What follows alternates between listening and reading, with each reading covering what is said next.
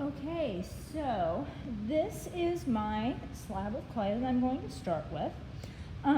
First things first is I need to know the shape that I'm going to work with, and then I'm going to draw that onto the surface of this material so I can kind of shape this. And for the sake of the day, I'm going to do a sort of hourglass kind of shape, or even just something that sort of turns like that. I'm going to mark the middle where I want these lines. Okay, that looks pretty good. I don't want it too tall, so I already know that this is way too much clay, so I rolled out too much clay to start with. And I just took clay from the bag and basically patted this down until I had this sort of flat shape. At this stage, it doesn't matter if it's perfectly clean.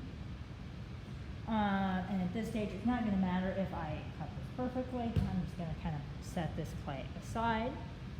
But this is going to give me a really good starting point to work with.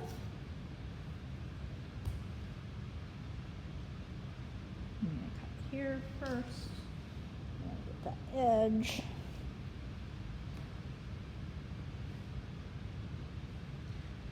And then I'm going to try to stop this without cutting into the other side. Doesn't matter too much if I actually did. That would be completely fine. Okay, so now I have my basic shape. Pretty well everything is of an even height, which is great. If I've got some gaps or things like that, I might take some clay and fill that in because we do not want random air pockets. And it's better to fix it now rather than later because the earlier you do this, the better. So now I know the approximate shape that I want to follow. And to start off with, I'm going to leave the walls of this vessel quite thick at nearly an inch thick. And I'm going to either take my finger or my thumb. This is something to do for a while and then take breaks. Alternate hands. As needed. I'm going to slowly start creating a depression.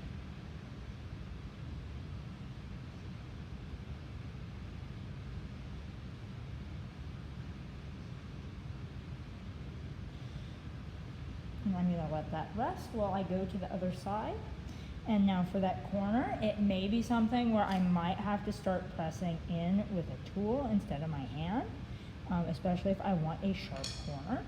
At this stage, it doesn't matter too much. As you get to later stages towards finishing, that is going to matter more. This clay is super wet, so I'm having to kind of support the side of the shape with my other hand. If I don't do that, I may start pushing the overall form out. If you don't mind the piece getting a little bit wider, that's not really a huge issue. So now I'm going to go back. I'm going to start digging in deeper. And essentially what this is going to do is it's compressing the clay, which is actually giving the piece better strength and structural integrity, but it is going to start pushing the extra clay into the walls so I can start making the walls taller. And you want to kind of, at this point, work from the middle out because you want to push the excess clay to the wall. You don't want to have to dig out clay later. And you can see how relatively quickly this goes. I'm moving fairly quickly. You don't have to work this fast. I actually recommend kind of taking your time. And I'm going to go to the other side now. So now I'm going to move to the middle and work out.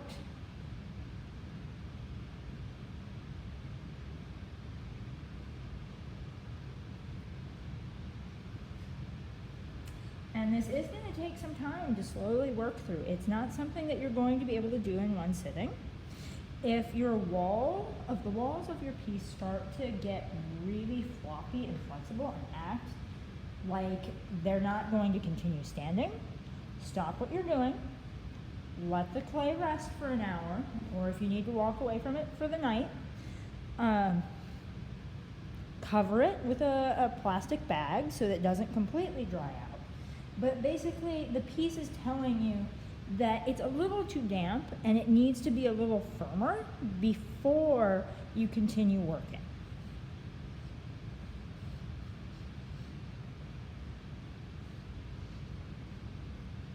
And you can see I have that high divot or high point in the middle. Well, now I have to press that out. That's why it's best to take care of that early and as you start, because otherwise you have to kind of figure out how to work it out later.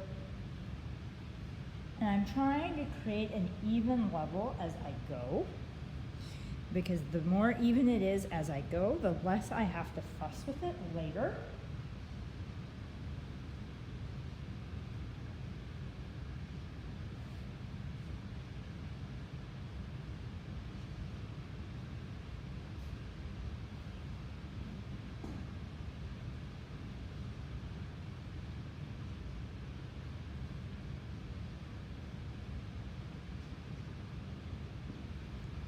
Right, so now I'm at the point where I'm through quite a bit of this. I'm going to start using both hands because I'm really going to start to move clay to the wall. So I can start pressing the clay up and creating more height. Now this might be something, if you know you want, say, this wall to be higher than this wall, work your clay towards the wall where you need more height, because you're going to need more clay there. If everything's going to be the same height, just kind of work all the way around. It won't be perfect anyway, so you're going to have to kind of do some trimming.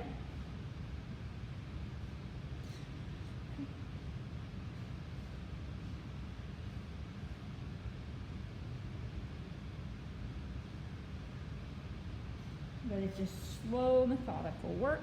And I can see that I've got kind of a low point over here, so I'm going to try and work some of this clay into this corner.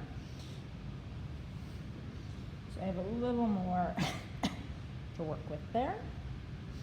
And now if I lift this up, I can start to get a feel for it. So I have about a ½ inch left on the bottom. That's okay.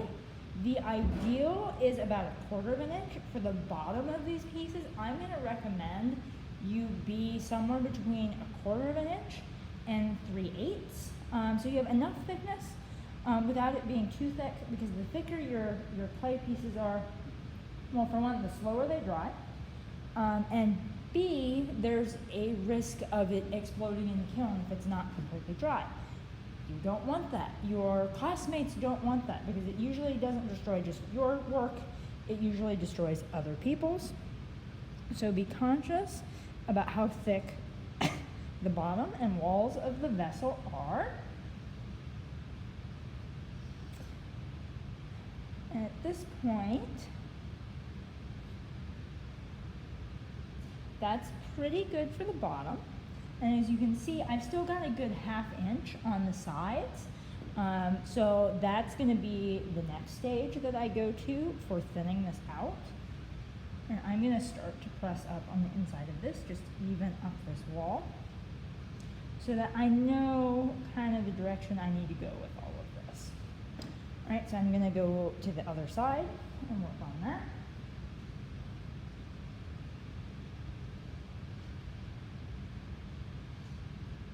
But essentially, I'm doing the same thing now. So I'm at 8 minutes already. Okay.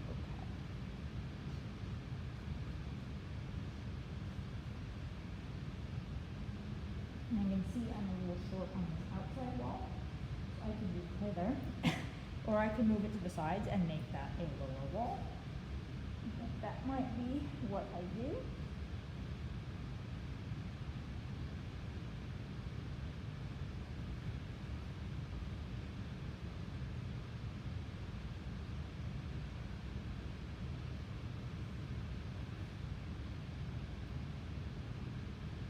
And the stage we're working at with this clay is the plastic stage. You can see how malleable it is. This is the ideal stage for doing most of the work on a pinch pot. Once it gets too much firmer than this, you're actually going to have problems moving the clay. You're going to have issues with cracking. If you start to have issues with the clay cracking on you, give your piece a spray with a water bottle with just some water in it, and that will help rehydrate it. Let it sit for a minute, and then you should be able to continue going. If you're doing an especially long stint of working on a piece, like during a 3-hour class time, you are probably going to want to spray your pieces once they start to get a little bit dry, probably every 15 minutes. Because your hands actually, like not only does the atmosphere pull moisture out of the clay, so do your hands. Think about what happens to your hands in winter. Do they dry out? Well, yes, because there's less moisture in the air for them to absorb and keep them hydrated, because we do absorb a little bit of moisture through the skin. Well, we also pull moisture from clay when we're working on it. Right, so that's pretty good at this point. So now at this point, I'm going to start working on the walls. And as you can see, I have a lot of clay here, so I'm going to start working on this first. And I'm just going to start generating some height by pinching the walls of this. And you can see it's starting to get uneven, so I'm going to start to kind of work clay out rather than up. And that actually might be something that turns out to be nice for this piece, or I'm going to trim it up. These pieces are not going to look perfect right as you work on them. They're not going to be nice and clean until at the end, and you do any final trimming, any of those modifications you need to do, and then final refinement. The goal at first is to just get the shape you want and start to mold the walls towards the height and thickness that you want them to be. You do not do any finishing work until the end, because if you start to say trim, say some of the walls, you may find that you have a thick spot at some point and you need to go back and fix that. Well, then you just kind of wasted your time trimming, because you're going to have to redo it anyway, or you may find that you trimmed away too much. So always wait with your finishing trimming and clean up until you are done. And you want to do the best you can to have your wall thickness as even as possible. It doesn't have to be perfect. It's fine. And you can, at this point with this height, I'm just trying to start to smooth it out. You can leave your pinch marks. That's totally fine. If you want to clean a piece up, once you kind of get it pretty well to the point where the thickness is where you want it and pretty even, you can actually just start to use your fingers to even it out.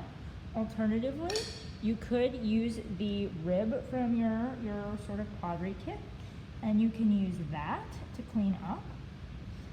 This is clearly not going to get into corners, but it does work really well to clean up the sides, and then you can always go back and finish it up. So now I'm going to work on the sides and raising those by starting to pinch at the bottom. Don't start pinching at the top. Always start at the bottom. And as you can see, I'm going to start to gain some height.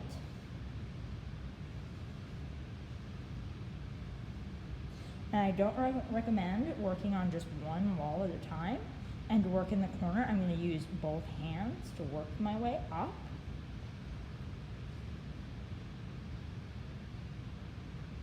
And now I'm going to work through the bottom, moving clay up. Now I'm going to do this side.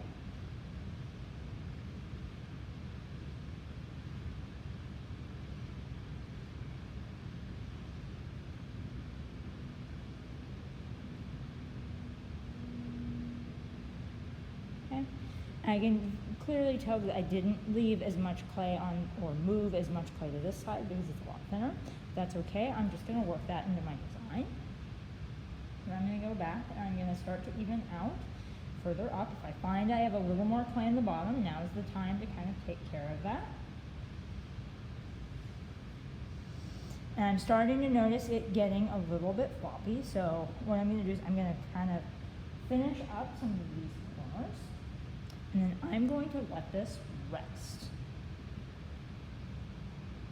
I might clean up my edges, clean up the cracks. and I may go in and like take my rib to clean up the side because I want to have the general shape set prior to letting it dry at all, because I'm gonna leave this for a good half an hour to sit and rest and firm up, and then I'm going to start on finishing work. It is something that you could just leave it overnight. That shouldn't be a problem, but you don't want any random sort of bulges on the side.